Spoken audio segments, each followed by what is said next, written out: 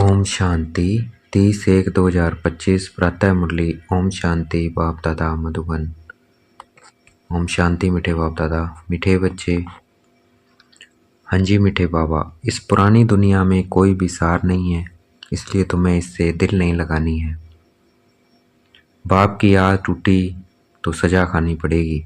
बाप की याद टूटी तो सजा खानी पड़ेगी। तो बाबा की याद ना टूटे। बाप का मुख्य डायरेक्शन क्या है, उसका उल्लंघन क्यों होता है?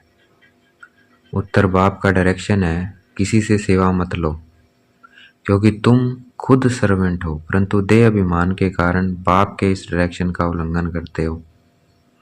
बाबा कहते हैं तुम यहाँ सुख लेंगे तो वहाँ का सुख कम हो जाएगा। कई बच्चे कहते हैं हम तो इंडिपेंडेंट रहेंगे, परंतु तुम सब बाप पर डिपेंड करते हो। गीत है दिल का सारा टूट न जाए। ओम शांति। शिव भगवान वाच अपने शालिग्रामों प्रति। शिव और शालिग्राम को तो सब मनुष्य जानते हैं, दोनों निराकार है। अब श्री कृष्ण भगवान वाच कह नहीं सकते हैं, भगवान एक ही होता है। तो शिव भगवान वाच किसके प्रति? रूहानी बच्चों प्रति। बाबा ने समझाया है बच्चों का अब कनेक्शन है ही, बच्चों का अब कनेक्शन है ही बाप से, क्योंकि पतित पावन ज्ञान का सागर स्वर्ग का वर्षा देने वाला तो शिव बाबा ही ठहरा। याद भी उनको करना है। ब्रह्मा है उनका भाग्यशाली रथ द्वारा ही बाप वर्षा देते हैं। ब्रह्मा वर्षा देने वाला नहीं है, वह तो लेने वाला है। तो बच्चों को अपने को आत्मा समझ बाप को याद करना है। मिसला समझो रथ को कोई तकलीफ होती है? मिसाल, अपने को आत्मा समझ बाप को याद करना है। मिसाल समझो रथ को कोई तकलीफ होती है, वह कारणे बच्चों को मुरली नहीं मिलती है, तो बच्चों का सारा अटेंशन जाता है शिव बाबा तरफ। वह तो कभी बीमार पड़ नहीं सकते।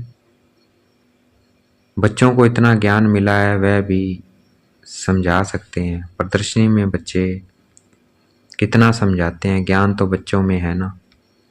हर एक की बुद्धि में चित्रों का ज्ञान भरा हुआ है। बच्चों को कोई अटक नहीं रह सकती। समझो पोस्ट का आना जाना बंद हो जाता है, स्ट्राइक हो जाती है, फिर क्या करेंगे? ज्ञान तो बच्चों में है।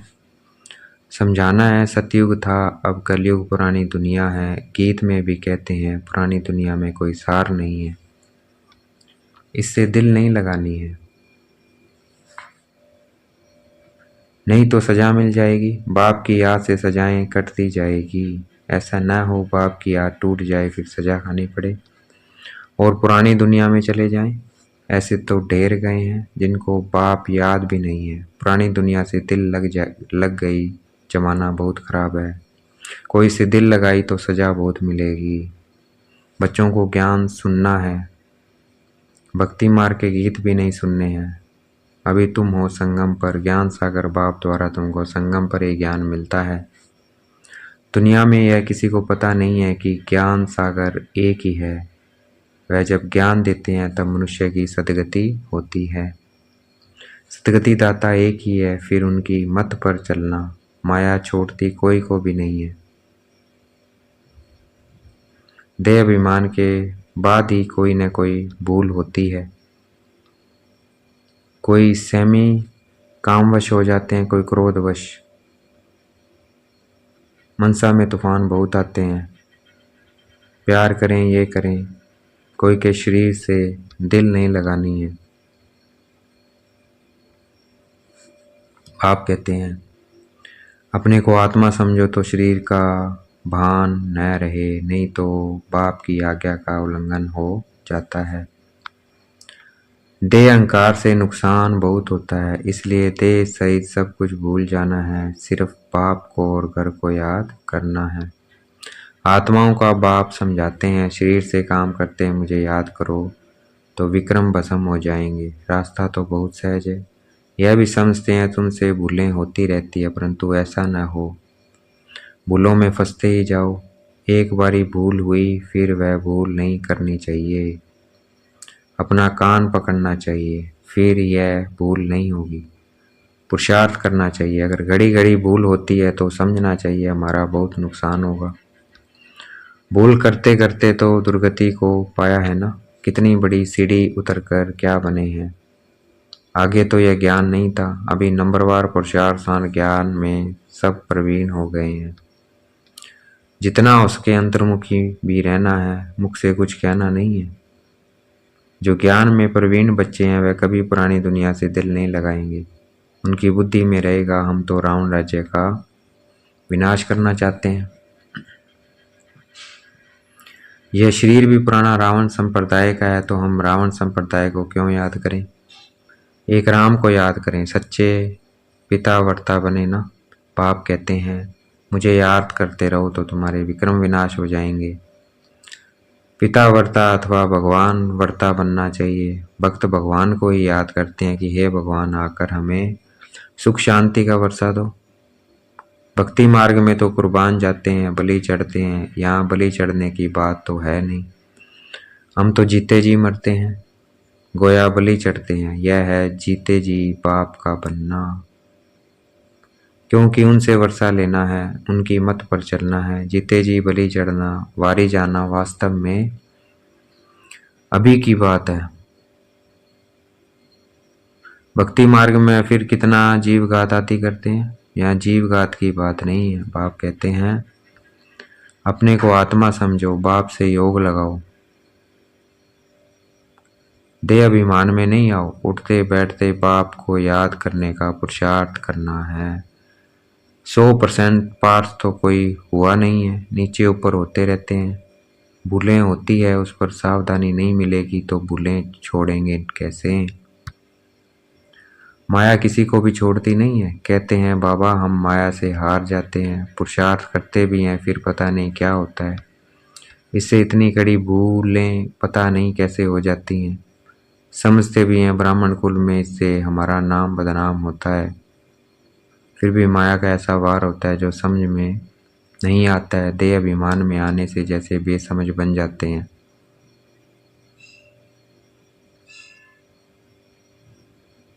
बेसमझी के काम होते हैं तो गलानी भी होती है, वर्षा भी कम हो जाता है। ऐसे बहुत भूलें करते हैं। माया ऐसा जोर से थप्पड़ लगा देती है जो खुद तो हार खाते हैं और फिर गुस्से में आकर किसी को थप्पड़ व जूता आदि मारने लग पड़ते हैं, फिर पश्चाताप भी करते हैं। पापा कहते हैं कि अब तो बहुत मेहनत करनी पड़े। अपना भी नुकसान किया तो दूसरे का भी नुकसान किया, कितना घाटा हो गया। राहु का ग्रहण बैठ गया। अब बाप कहते हैं दे दान तो छूटे ग्रहण। राहु का ग्रहण बैठता है तो फिर वह टाइम लेता है। सीढ़ी चढ़कर फिर उतरना मुश्किल होता है। मनुष्य को शराब की आदत पड़ती है तो फिर वह छोड़ने में कितनी मुश्किलात होती है। सबसे बड़ी भूल है काला मुंह करना। घड़ी घड़ी शरीर याद आता है, फिर बच्चे आदि होते हैं तो उनकी याद बनी रहती है। वह फिर दूसरों को ज्ञान क्या देंगे, उनका कोई सुनेंगे भी नहीं। हम तो अभी सबको भूलने की कोशिश कर एक को याद करते हैं। इसमें संभाल बहुत करनी पड़ती है।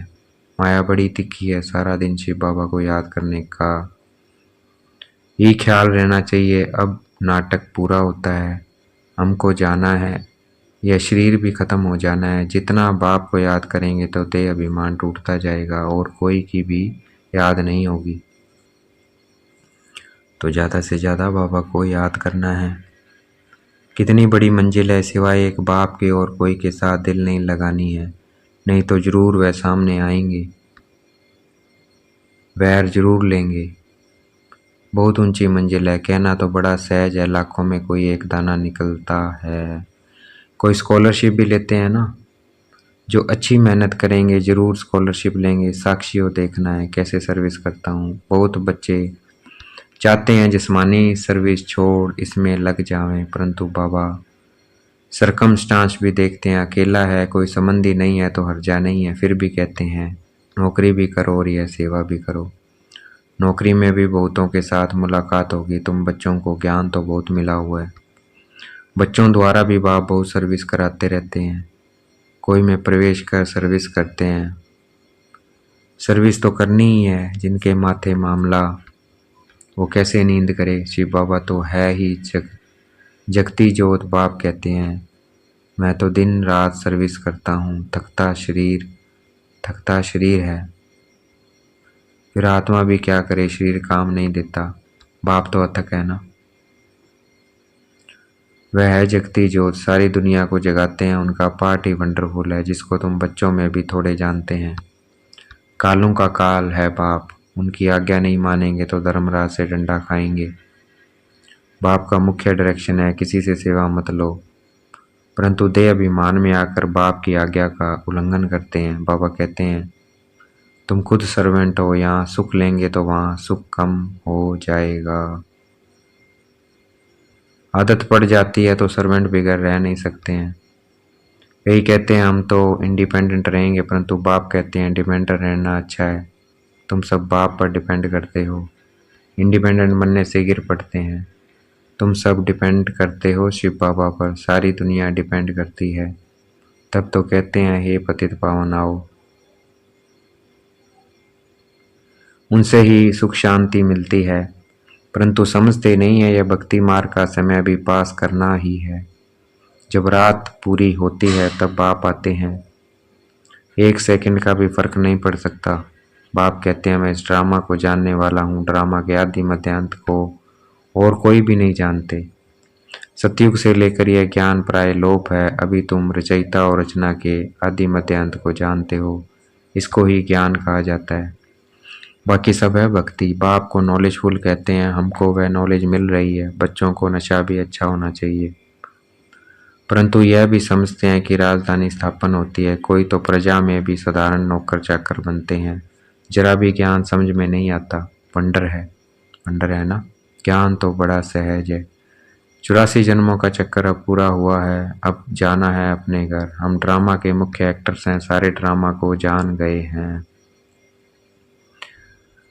सारे ड्रामा में हीरो हीरोइन एक्टर हम हैं। कितना सहज है, परंतु तकदीर में नहीं है तो तदबीर भी क्या करे। पढ़ाई में ऐसा होता है, कोई नापास हो जाते हैं। कितना बड़ा स्कूल है, राजधानी स्थापन होनी है। अब जितना जो पढ़ेंगे बच्चे जान सकते हैं हम क्या पद पाएंगे। ढेर के ढेर हैं, सब वारिस तो नहीं बनेंगे। पवित्र बनना बड़ा मुश्किल है। बाप कितना सहज समझाते हैं। अब नाटक पूरा होता है। बाप की याद से सतों प्रधान दुनिया का मालिक बनना है। जितना हो सके याद में रहना है, परंतु तकदीर में नहीं है तो फिर बाप के बदले और को याद करते हैं। दिल लगाने से फिर रोना भी बहुत पड़ता है। बाप कहते हैं इस पुरानी दुनिया से दिल नहीं लगानी है, यह तो खत्म होनी है। यह और कोई को पता नहीं है। वह तो समझते हैं कलयुग अभी बहुत समय चलना है, घोर नींद में सोए पड़े हैं। तुम्हारी यह प्रदर्शनी प्रजा बनाने के लिए विंग मार्ग की सर्विस का साधन है। राजा रानी भी कोई निकल पड़ेगा। बहुत हैं जो सर्विस का अच्छा शौक रखते हैं। फिर कोई गरीब कोई साहूकार है और उनको आपसमान बनाते हैं, उनका भी फायदा तो मिलता है ना। अंधों की लाठी बनना है, सिर्फ यह बतलाना है कि बाप और वर्षे को याद करो, विनाश सामने खड़ा है। जब विनाश का समय नज़दीक देखेंगे तब तुम्हारी बातों का सुनेंगे। तुम्हारी सर्विस भी वृद्धि को पाती जाएगी। समझेंगे बरोबर ठीक है, तुम रड़ियां तो मारते रहते हो कि विनाश होना है। तुम्हारी प्रदर्शनी मेला सर्विस वृद्धि को पाती रहेगी। कोशिश करनी है, कोई अच्छा हाल मिल जाए किराया देने के लिए तो हम तैयार हैं। बोलो, तुम्हारा और ही नाम वाला होगा। ऐसे बहुतों के पास हाल पड़े होते हैं, पुरुषार्थ करने से 3 पैर पृथ्वी के मिल जाएंगे। जब तक तुम छोटी छोटी प्रदर्शनी रखो, शिव जयंती भी तुम मनाएंगे तो आवाज होगा। तुम लिखते भी हो, शिव जयंती की छुट्टी का दिन मुकर्रर करो। वास्तव में जन्मदिन तो एक का ही मनाना चाहिए, वही पतित पावन है। स्टैम्प भी वास्तव में असली है, त्रिमूर्ति की है। सत्यमेव जयते, यह है विजय पाने का समय।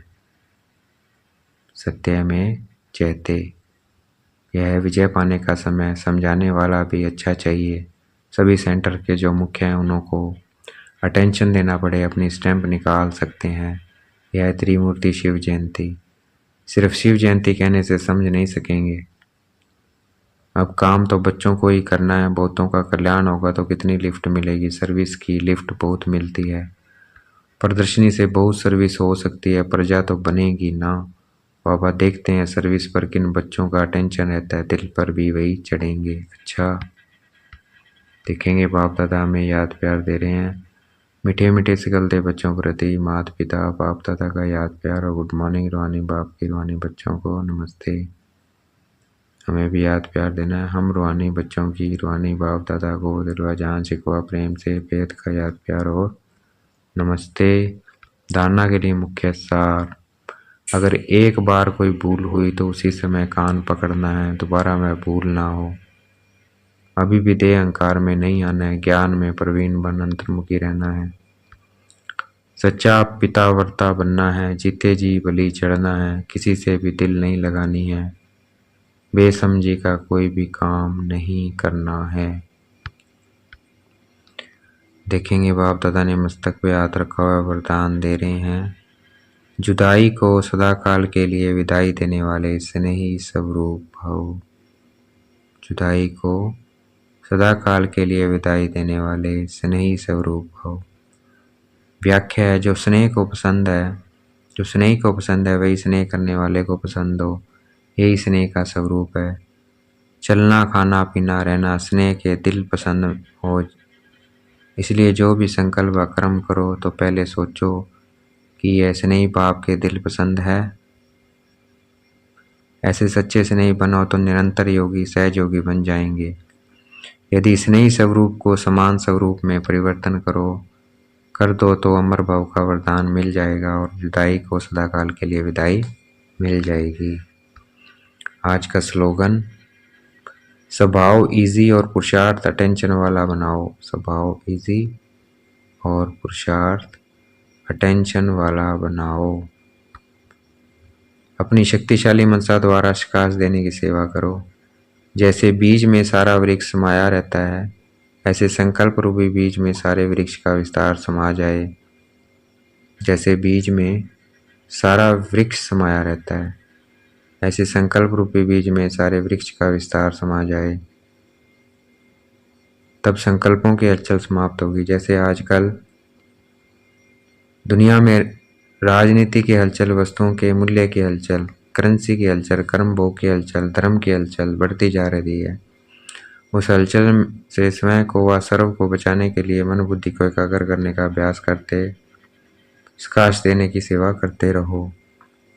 मन बुद्धि को एकाग्र कर प्रकाश देने की हमें सेवा करते रहना है। अच्छा, ओम शांति। शुक्रिया मीठे बाबा, शुक्रिया।